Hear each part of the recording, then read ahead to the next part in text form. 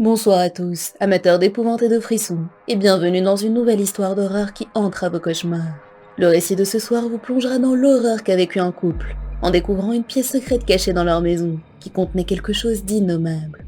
Je vous laisse le découvrir.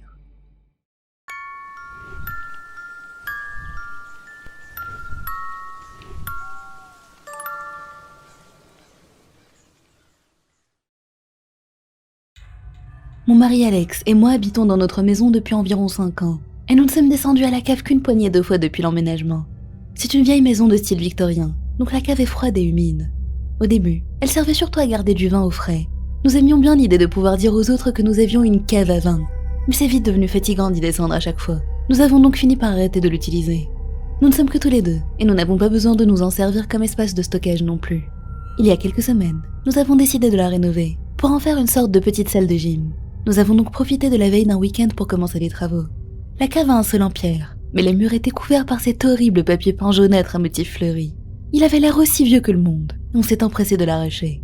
C'est de cette manière que nous avons trouvé la porte. Cachée par le papier peint, elle s'insérait parfaitement dans le mur sans présenter le moindre relief. Elle était toute en bois, et sa poignée avait été retirée. Nous avons été très surpris de ne pas l'avoir remarqué plus tôt, de comment elle se fondait parfaitement sous le papier hideux. J'étais tellement excitée par l'idée d'avoir trouvé une porte secrète que je n'ai pas pensé un seul instant à son étrangeté. Toutes les maisons de notre rue possèdent des caves. J'ai donc supposé qu'il devait s'agir d'un vieux couloir menant à la cave du voisin. Nous avons décidé d'aller le voir le lendemain pour lui en parler et lui proposer de la condamner complètement. Je n'étais pas vraiment à l'aise à l'idée qu'il y ait une autre entrée chez nous et j'étais sûre qu'il partagerait mon avis.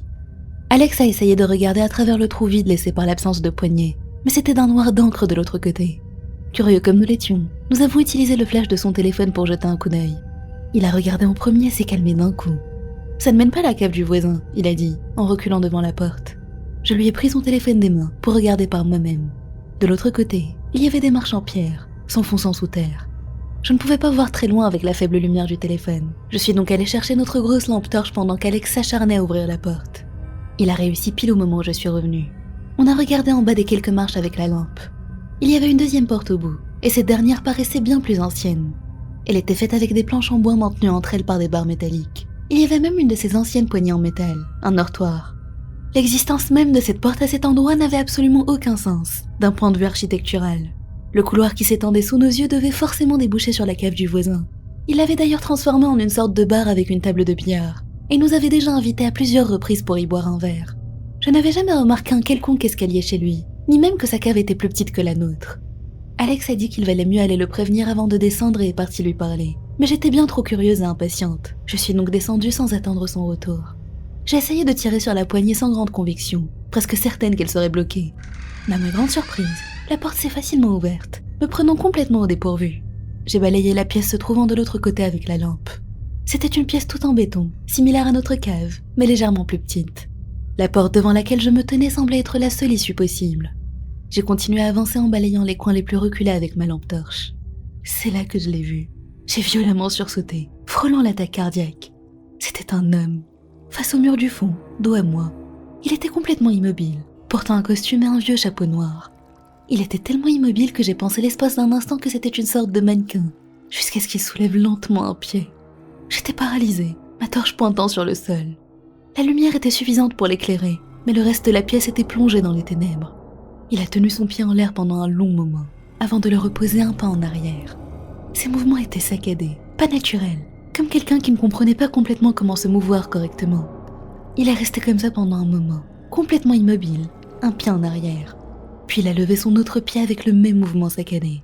Cette fois-ci, quand il a reposé, il a heurté le sol avec un choc sourd. Le bruit m'a tiré de ma paralysie et j'ai bondi en arrière. Mais mon mouvement a semblé déclencher quelque chose.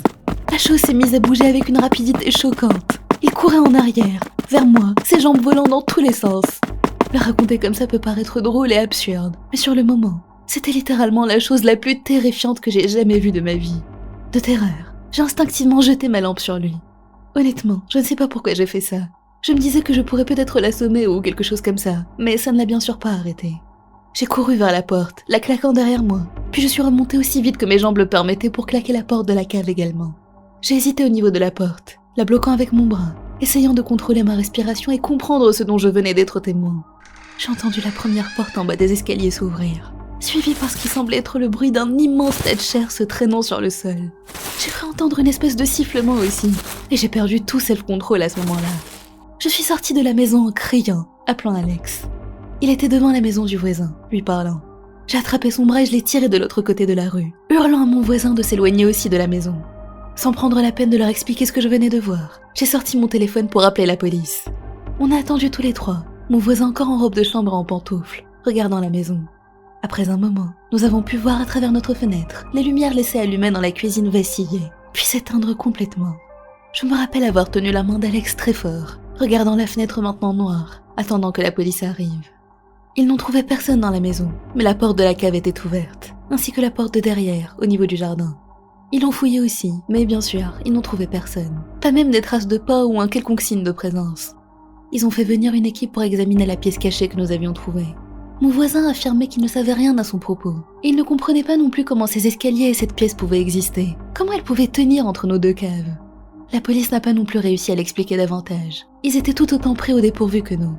L'enquête s'est poursuivie, mais j'ai refusé de retourner là-bas pour qu'ils nous montrent leurs trouvailles. Je ne voulais plus jamais remettre les pieds dans ce tombeau de cauchemar. Il hantait déjà assez mes nuits comme ça. Depuis la découverte, je n'avais pas réussi à fermer l'œil plus de quelques minutes d'affilée. Dès que je m'assoupissais, l'image de la créature désarticulée se précipitant vers moi envahissait mon esprit. Sauf que cette fois-ci, je ne parvenais pas à fuir à temps.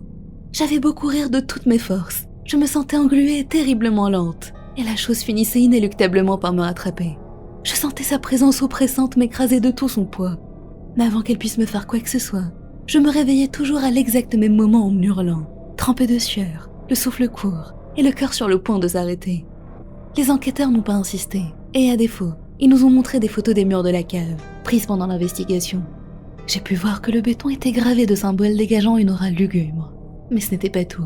Ils ont également trouvé ce qui semblait être du sang séché, a priori vieux de plusieurs siècles. Ils ont contacté plusieurs experts, et ont même envoyé les symboles au département d'histoire de l'université locale. Mais aucun d'entre eux n'a réussi à déchiffrer ces étranges signes, et personne n'avait ne serait-ce qu'un début de piste sur leur potentielle signification. À défaut de réponse, ils n'ont rien pu faire d'autre que sceller à nouveau la pièce, et nous ne sommes plus jamais retournés dans cette cave. Je crois que nous avons fait une grosse erreur en ouvrant cette porte, en allant dans cette pièce.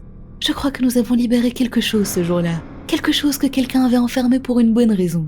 Et à mon avis, ce n'est pas du tout une bonne chose.